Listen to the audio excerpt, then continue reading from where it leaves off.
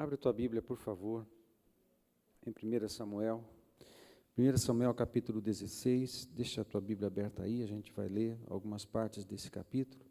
Eu quero falar com você hoje sobre escolha a grandeza. É o tema da nossa mensagem. Está baseado em alguns textos de 1 Samuel, capítulo 16, capítulo 17 e também no Salmo 19.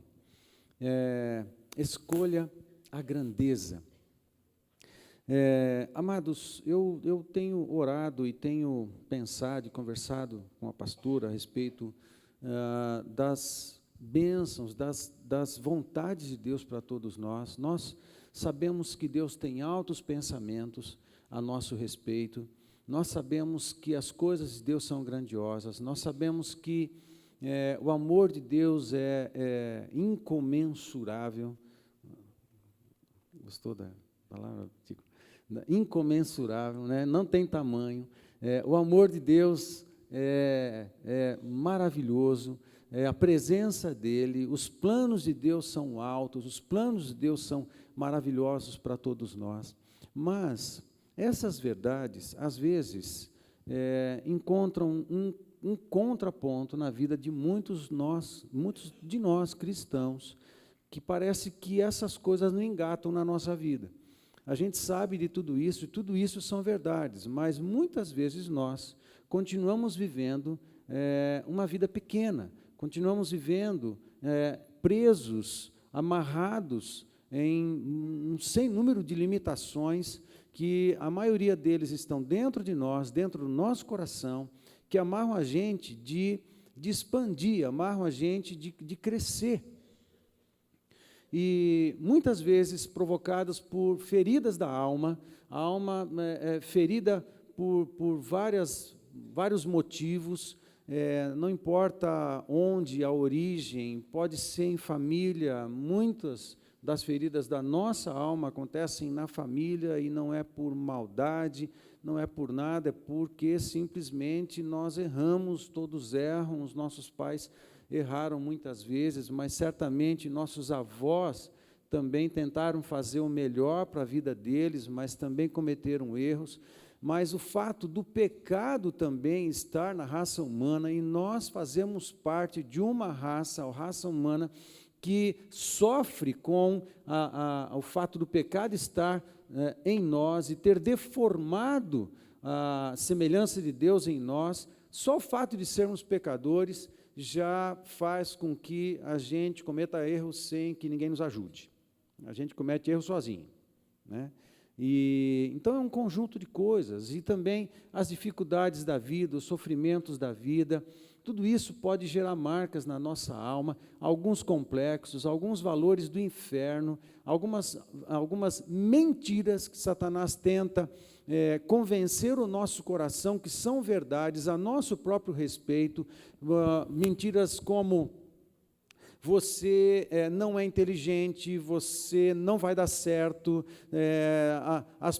os outros dão certo e você não dá certo, você não é capaz, né? As outras pessoas são capazes, você não é capaz, você não nasceu para dar certo, você não nasceu para ser rico, você não nasceu para ter sucesso, e você está fadado a ter uma vida difícil, cheio de luta, cheio de sofrimento, com poucas experiências de vitórias e realizações.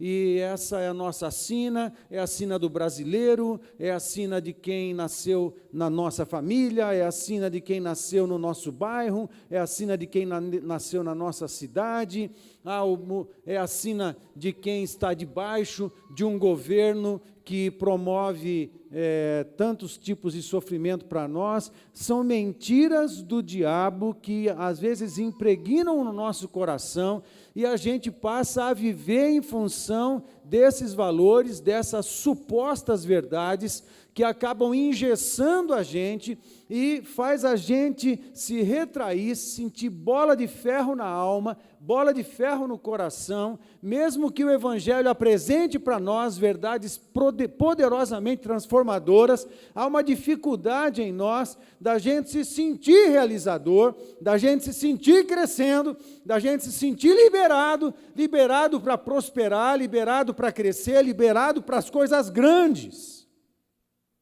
Muitas vezes, no nosso coração, a gente se sente fadado à pequenez, destinado às coisas pequenas, destinado a poucas realizações e à sobrevivência nessa vida, não esperando o dia em que tudo acabe e, quem sabe, no céu vai ser melhor.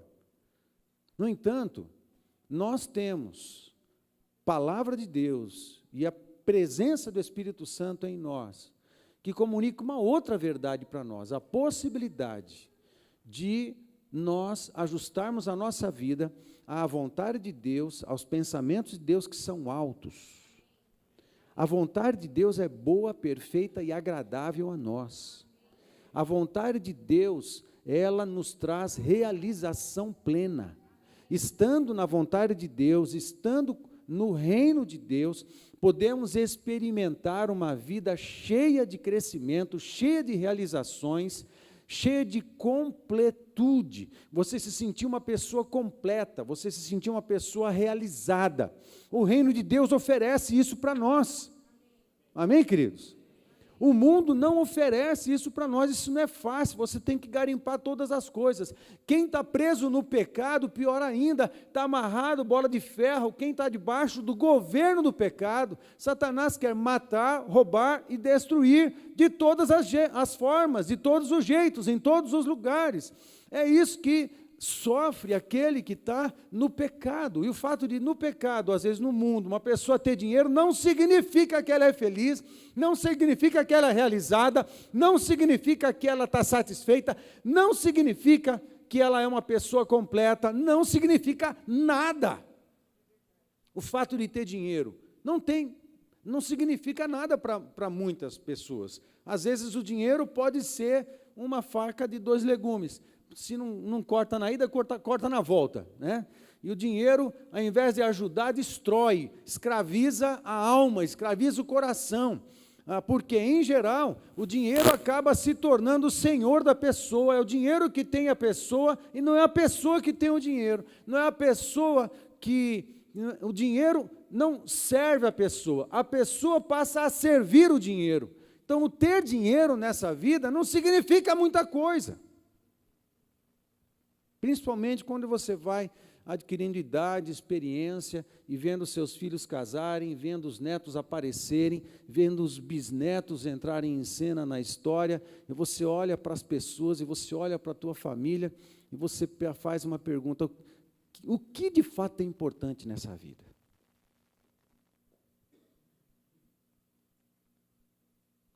O que de fato é importante nessa vida tem a ver com pessoas. Tem a ver com família, tem a ver com gente, tem a ver com um filho feliz, realizado nos caminhos de Deus, tem a ver com um neto que também nasceu num lar em que são abençoados pelos pais, que são nossos filhos. A felicidade, a realização tem a ver com uma vida ajustada ao reino de Deus e fazendo a sua vontade. Mas, muitas vezes, nós cristãos, nós mesmos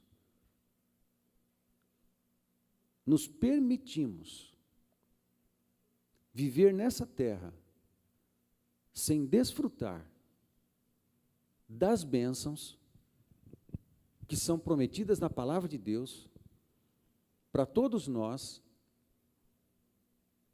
bênçãos de nos sentirmos pessoas inteiras, realizadas, ajustadas com o céu, felizes, tendo paz no meio das guerras, felizes nas tribulações, animados no meio de um povo desanimado e desesperançoso, cheios de esperança e fé, no meio de uma sociedade que não sabe para onde vai.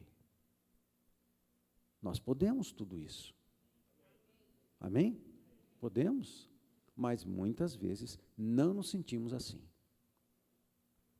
Na verdade, ao invés de escolher a grandeza, muitas vezes, dentro de nós, mesmo que a gente não admita com essa consciência, dentro de nós, parece que há uma programação para a pequenez.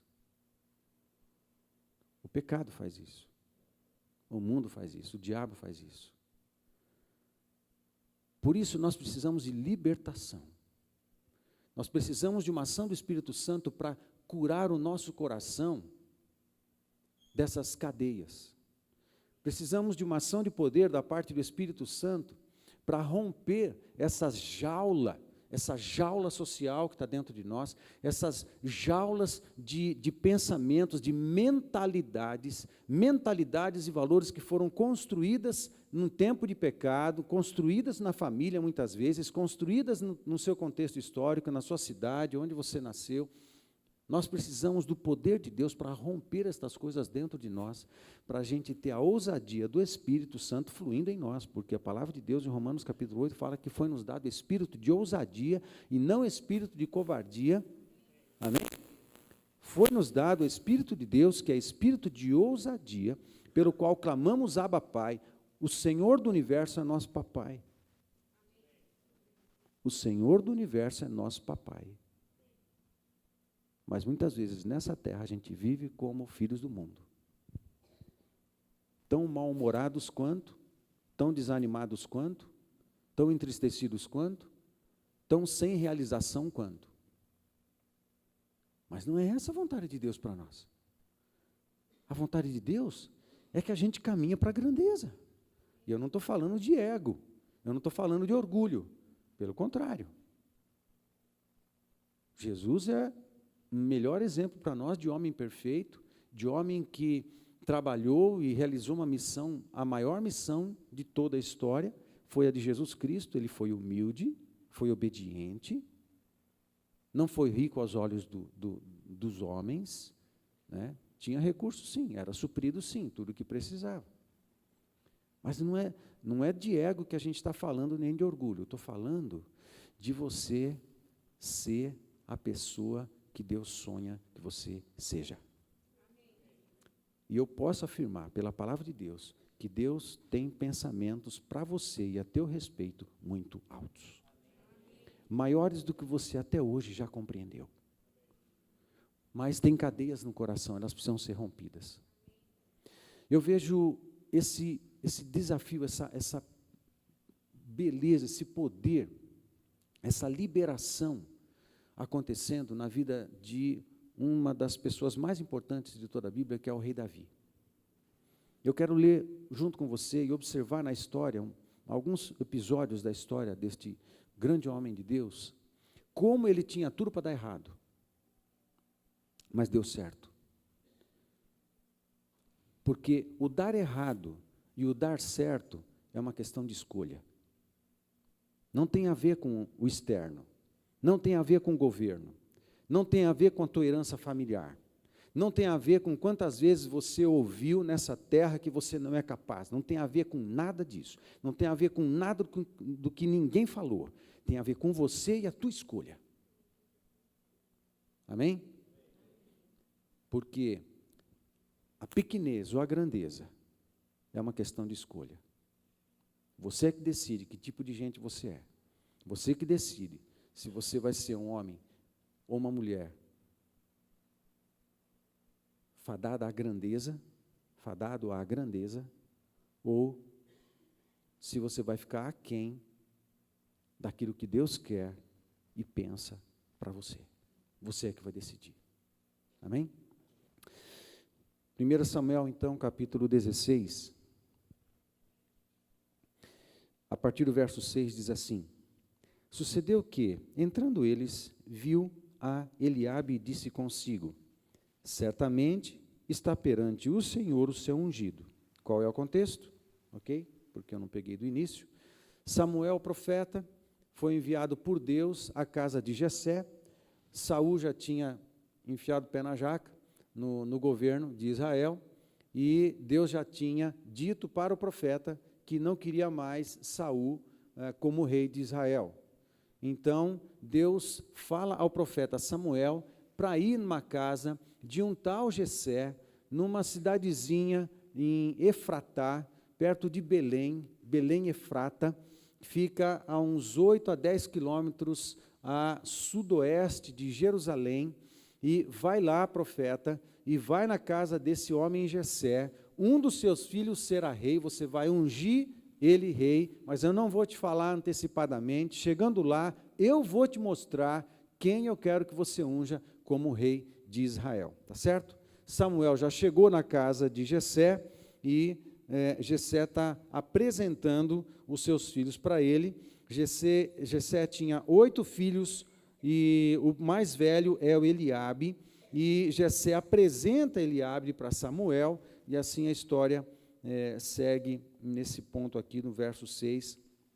Sucedeu que, entrando eles, viu a Eliabe e disse consigo: certamente está perante o Senhor o seu ungido. Samuel pensou que era Eliabe. Porém, o Senhor disse a Samuel: não atentes para a sua aparência, nem para a sua altura, porque o rejeitei. Porque o Senhor não vê como vê o homem.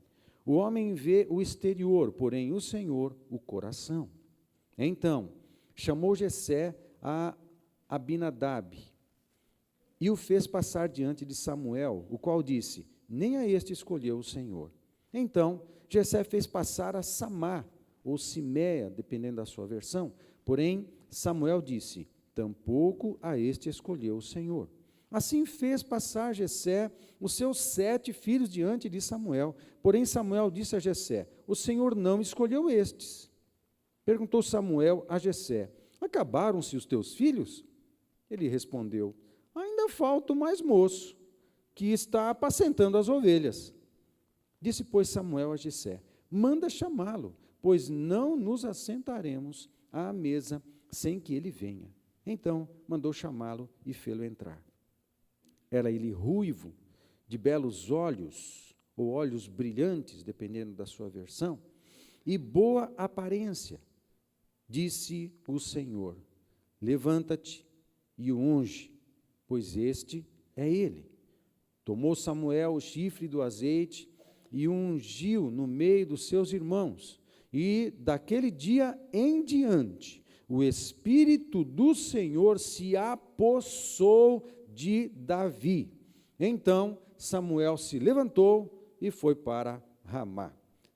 Tendo-se retirado de Saul o Espírito do Senhor, da parte deste um espírito maligno o atormentava. Então os servos de Saul lhe disseram: eis que agora um espírito maligno enviado de Deus te atormenta. Manda, pois, Senhor nosso, que teus servos que estão em tua presença busquem um homem que saiba tocar harpa. E será que, quando o espírito maligno da parte do Senhor vier sobre ti, então ele dedilhará e te acharás melhor. Disse Saul aos seus servos: buscai-me, pois, um homem que saiba tocar bem, e trazei-mo.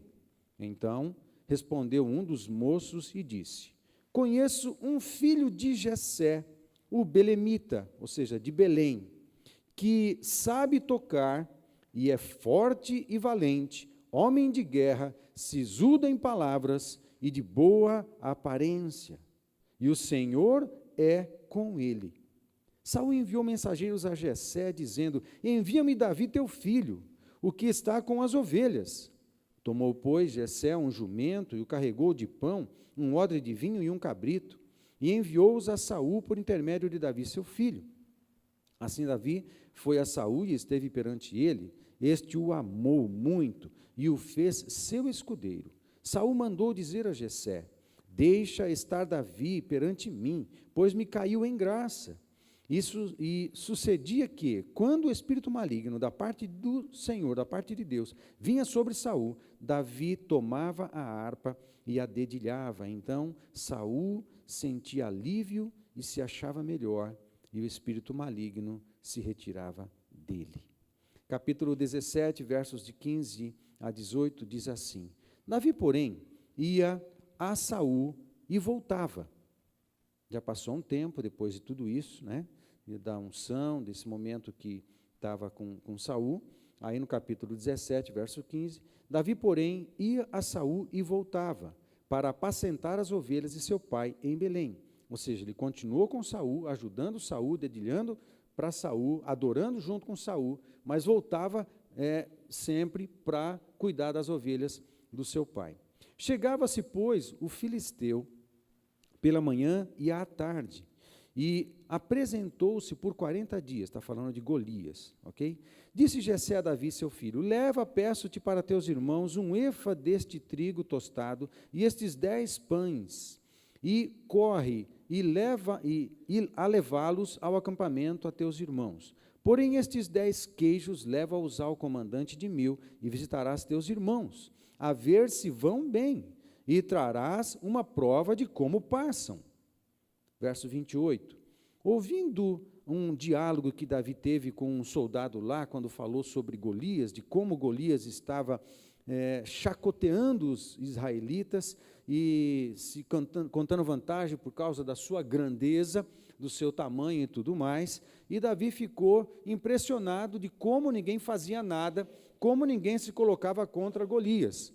E ouvindo Eliabe, Davi falou para o soldado, mas como assim ninguém faz nada? Como assim deixam esse gigante chacotear Israel, falar mentiras e zombar do nosso Deus e do nosso povo, do povo que tem uma aliança? Como que isso pode acontecer? Aí Eliabe ouve Davi conversar com um dos soldados, e ouvindo Eliabe, seu irmão mais velho, falar àqueles homens, acendeu-se-lhe a ira contra Davi e disse, por que desceste aqui? E a quem deixaste aquelas poucas ovelhas no deserto?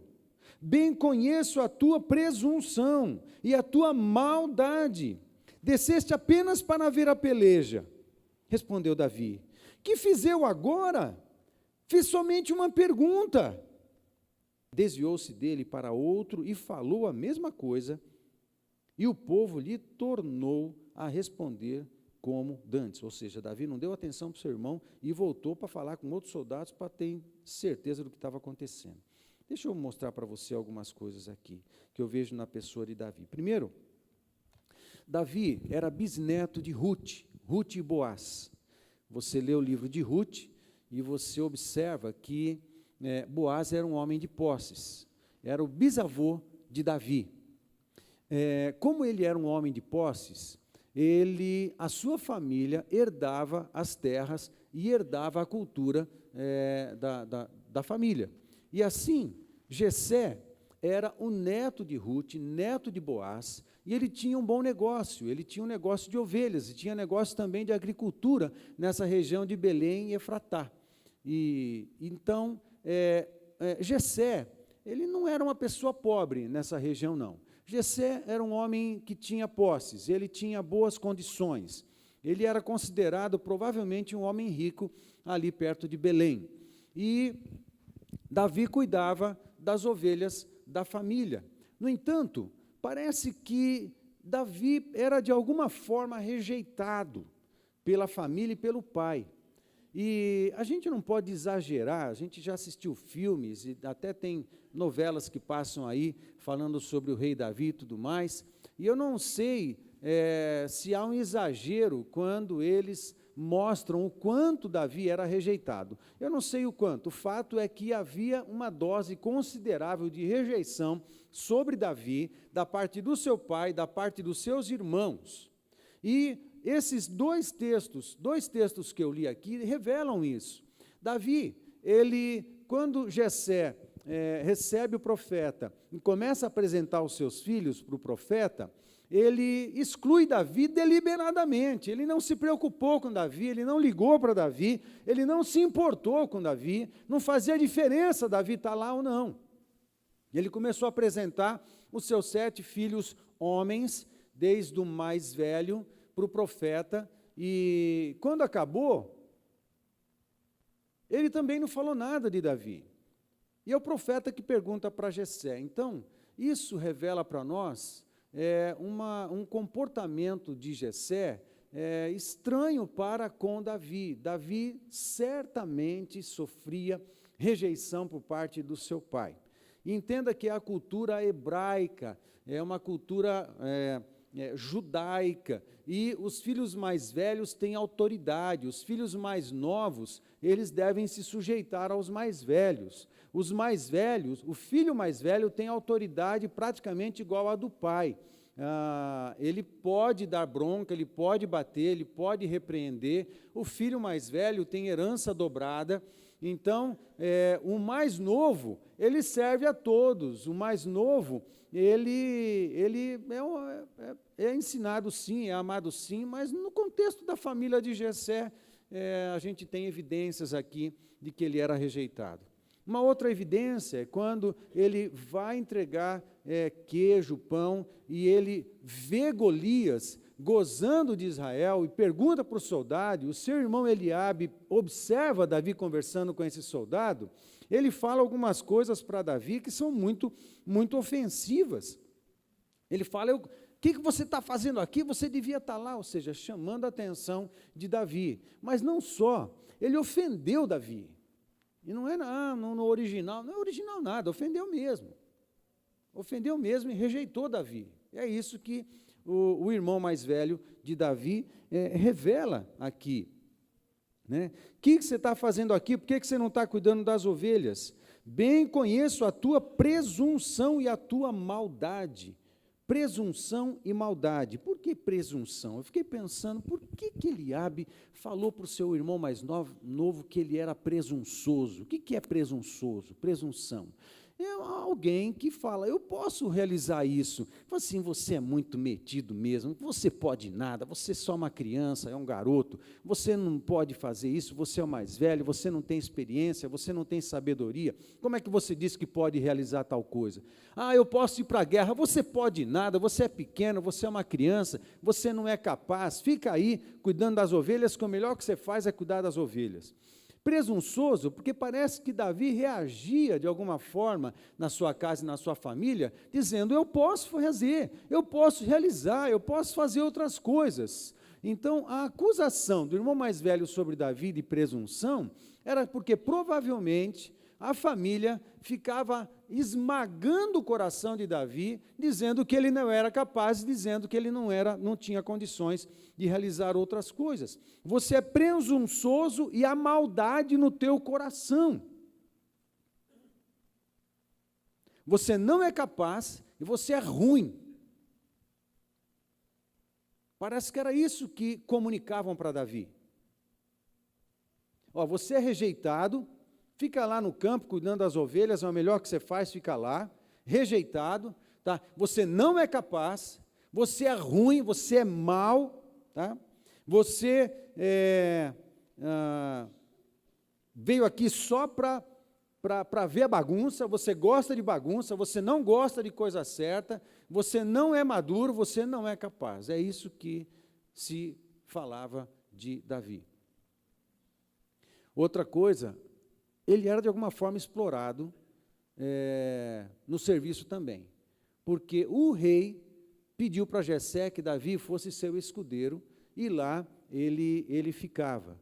Mas ele fazia turno dobrado, porque ele ficava lá adorando junto com Saul, depois tinha que voltar para dar continuidade no cuidado das ovelhas do pai. E era uma distância de pelo menos 8 quilômetros, no mínimo 8 quilômetros. E não era estrada pavimentada, não. Provavelmente ele fazia isso correndo. Ele ia lá para Saul, e ele cuidava de Saul, e tocava e adorava junto com Saul, depois voltava correndo para casa para continuar cuidando das ovelhas, e de alguma forma ele trabalhava demais da conta, e ele fazia isso com graça, parece que ele fazia isso com graça, mas que ele era explorado, ele era. Então Davi tem um quadro muito interessante ali. Ele era rejeitado pelo pai e irmãos, ele era muito exigido no trabalho, e era diminuído e desestimulado pelos irmãos constantemente. Esse tal de Davi tinha tudo para dar errado. Ele deu errado? Não. Sabe por quê? Porque dá errado ou dá certo Depende da escolha de cada um. Ou você aceita como verdade que você é mau, incapaz e não vale nada. Se você aceitar isso, você vai continuar vivendo assim pelo resto da sua vida, mesmo tendo Deus, mesmo tendo o Espírito Santo dentro de você, vai continuar vivendo com bola de ferro na alma o resto da vida. Mas é para isso? Não. Deus quer isso? Não. O que Deus quer para mim e para você? Coisas grandes, grandezas, as grandezas da sua vontade. Mas é uma escolha. É uma escolha. Você é que decide.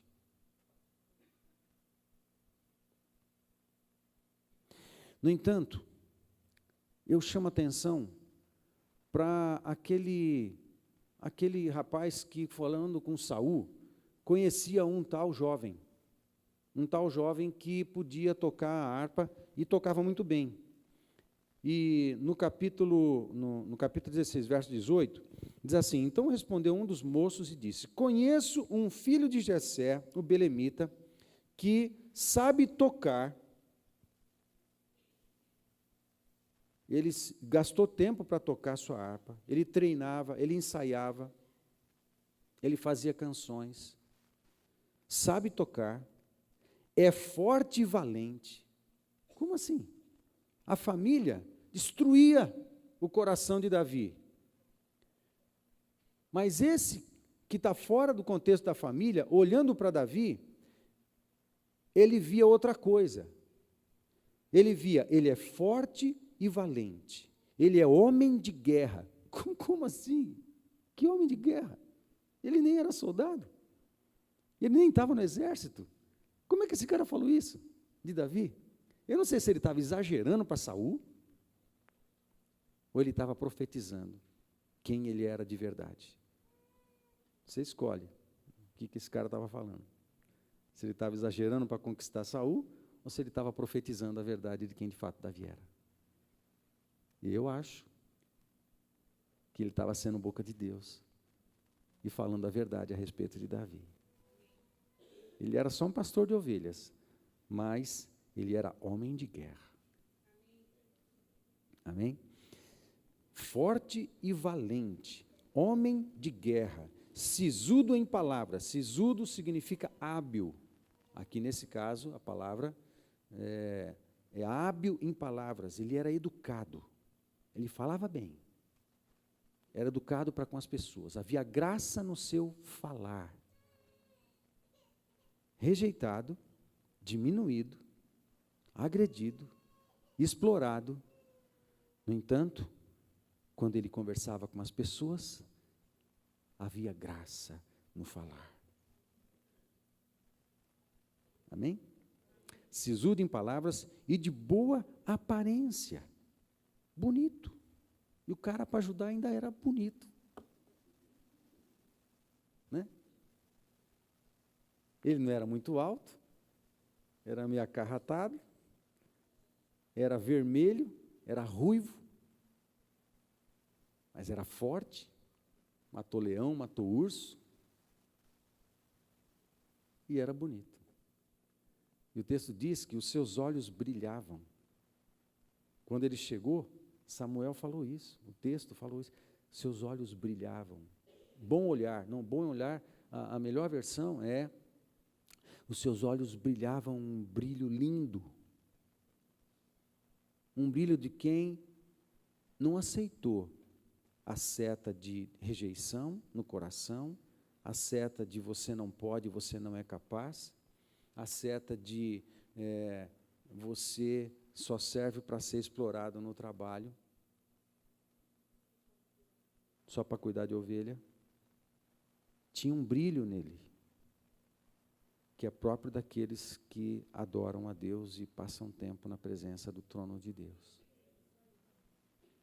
Porque lá é que a nossa identidade é consolidada. É na presença de Deus que a gente sabe quem a gente é. E Davi era um adorador. Amém? De boa aparência. E ele acaba dizendo, e o Senhor é com ele. Além de tudo isso, a pessoa ainda testemunhava que Deus era visto na vida de Davi. Sabe, eu acho que isso aqui é como Deus vê Davi. Me permita fazer uma aplicação séria, uma aplicação ousada, mas verdadeira. Não à custa de literalismo bíblico, mas porque é a verdade de Deus para todos os seus filhos. Deus quer que você seja um homem e uma mulher acostumado com a grandeza. Eu posso afirmar pela palavra de Deus que é assim que Deus vê você. É assim que Deus vê você. Não é como o mundo diz, não é como a família diz, não é como o diabo tentou impregnar em nosso coração. A verdade a meu respeito e a teu respeito é essa daqui. Eu quero que a gente leia junto, abre aí na tua Bíblia, o verso 18, diz assim: conheço um tal, fala o teu nome, amém, que sabe tocar e adorar, sabe tocar e vai depender de você aprender ou não, né? Mas que você sabe adorar, você sabe, amém? A gente sabe.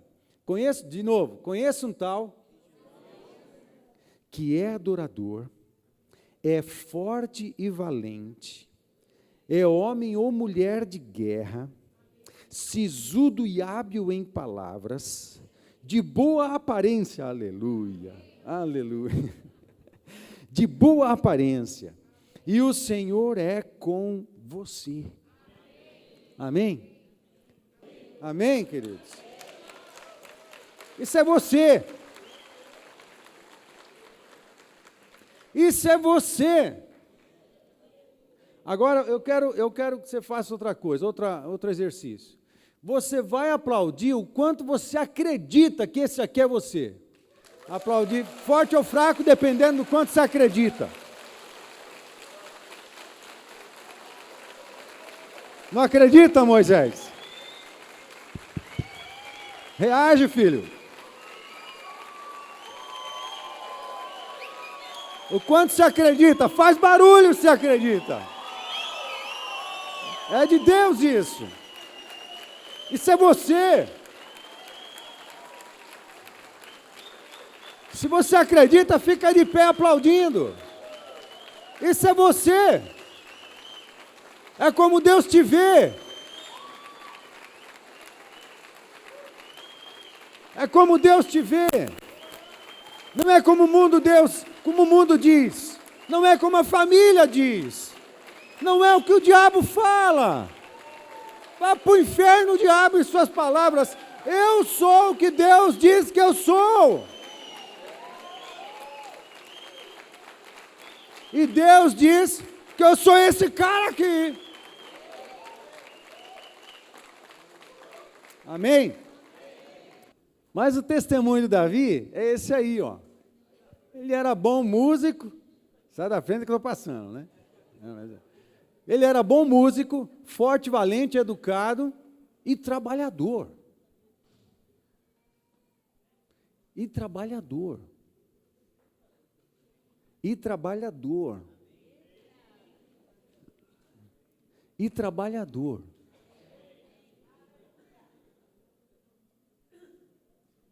E trabalhador.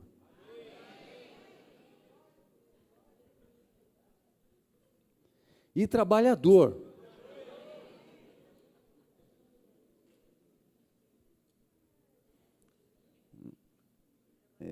E trabalhador. Você pensa o quê? Pensa que ele era mole? Não era, não. Você quer construir, quer realizar? Trabalhe. Vai para cima, vai para as cabeças, acorda cedo. Por quê? Porque você é forte e valente. Reis e sacerdotes. Reis e sacerdotes. É como Deus diz, como Deus nos vê. É o que Deus diz que você é. Então, viva como um rei sacerdote. Forte e valente. Agora, o mundo e o pecado tenta convencer a gente do contrário. Agora, eu disse que nós precisamos de cura. Porque cá para nós, honestamente, muitos de nós vivemos como galinha. Desculpa a comparação, é que eu lembrei da classe de treinamento hoje cedo, né? Galinha olha para o chão, a águia no alto. Deus nos vê como águias. O Espírito Santo nos eleva.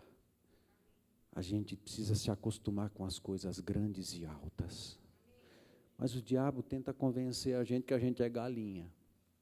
Não voa, passa a vida ciscando e bicando o chão, olhando para baixo.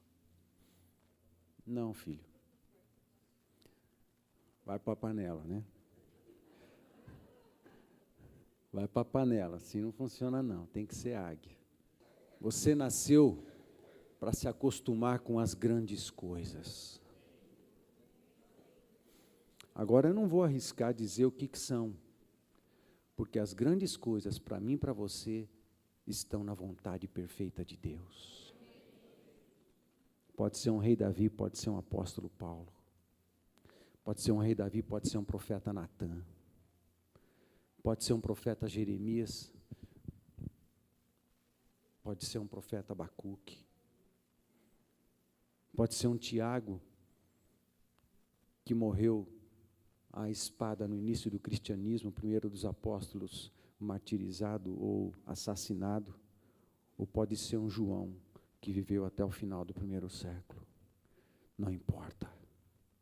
A vontade de Deus vai te fazer a pessoa mais feliz dessa terra. Amém? Não se acostume com as coisas pequenas. O que é que eu observo aqui em Davi, que a gente pode achar que tudo isso contribuiu? Davi escolheu, é uma escolha, tá, gente? É uma questão de escolha. As coisas pequenas ou as coisas grandes. Eu entendo que Davi escolheu a segurança do amor de Deus. Por quê? A palavra Davi, o nome Davi significa amado. Entre viver como um rejeitado e viver como um amado, Davi escolheu o amado. Porque ninguém pode separar a gente do amor de Deus. E ninguém pode impedir a gente de crescer no amor e na experiência do amor, do conhecimento de Deus e do amor do Senhor. Ninguém pode impedir a gente de crescer, só a gente mesmo. Mas Davi escolheu a segurança do amor de Deus, e o seu nome significa amado. Esse é o teu nome hoje. Fala assim comigo: o meu nome hoje é amado. E isso dá segurança. Segunda coisa que Davi escolheu, ele escolheu adorar. Por que quando ele apareceu para Samuel, embora rejeitado lá no campo, no meio das ovelhas, quando ele aparece para o profeta, o seu rosto brilhava? Porque quem passa tempo na presença de Deus, acaba refletindo a glória e a luz. O adorador tem isso, ele sobe até a presença de Deus, e quando ele sai impregnado. Ele sai impregnado com a glória, ele sai impregnado com o cheiro, ele sai impregnado com a luz, ele sai impregnado de Deus, ele sai impregnado com óleo de alegria, ele sai impregnado. Salmo 45 fala que Jesus foi ungido com o óleo da alegria. Na verdade, exala de Jesus o óleo da alegria. Ele não apenas foi ungido, ele é a fonte do óleo de alegria, como se Jesus estivesse encharcado e as vestes de Jesus estivessem encharcadas com um óleo de unção, que é chamado óleo de alegria. Se você abraça Jesus, fica muito perto dele, o óleo de alegria transfere para você. E você não consegue evitar isso. É só ficar perto de Jesus. Porque o que está em Jesus passa para você. Ah, Jesus, eu não quero óleo de alegria. A única forma de você não se lambrecar com óleo de alegria que flui de mim mesmo, é você ficar longe de mim. Porque se você ficar perto de mim, vai espirrar em você óleo de alegria e ninguém pode evitar isso. Porque assim é que Jesus é. Amém, queridos? A adoração faz isso com a gente. Por que que ele brilhava? Os seus olhos brilhavam no meio de rejeição, no meio de acusação, no meio de diminuição, porque a sua identidade era fortalecida e consolidada na presença de Deus. Uma terceira coisa, Davi escolheu lutar, porque depois de tudo isso, ele vai lá, fala com Saul, fala assim, não, eu vou matar esse cara, eu vou matar esse cara. Agora, no nosso caso, espero que você não escolha matar ninguém. No nosso caso, é lutar na vida, é ir para frente, é ir para cima, é ir para as cabeças, é crer porque você é forte e valente, é vencer aqueles que se levantam contra você, os gigantes da sua vida, o gigante da rejeição, o gigante da acusação, o gigante que tenta carimbar a tua identidade como fraco, como incapaz. Você tem que matar esses caras, esses gigantes na sua vida. Eu não sou capaz de liderar uma célula. Mata esse gigante, ele está mentindo para você.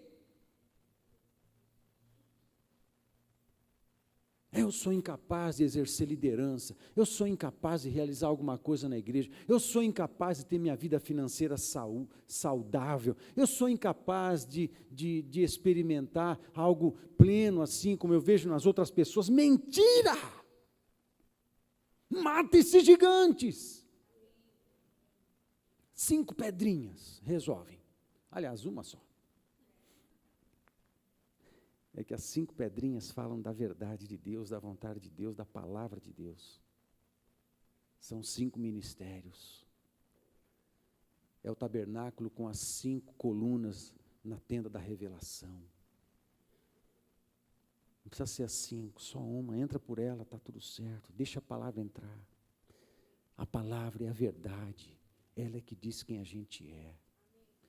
Você diz a verdade para uma mentira que vem contra você, pronto, você venceu o gigante. Por isso que Davi fala assim, quem é esse incircunciso? Quem ele pensa que é? Circuncisão era a marca da aliança. Quando ele diz, quem é esse circunciso? Davi está dizendo assim, espera lá, nós temos uma aliança com o Todo-Poderoso, esse cara aí não tem, quem é que vai ganhar? Nós temos uma aliança com o Todo-Poderoso, baseada no sangue de Jesus Cristo. E o Espírito valente, o Espírito Santo, habita em mim e em você.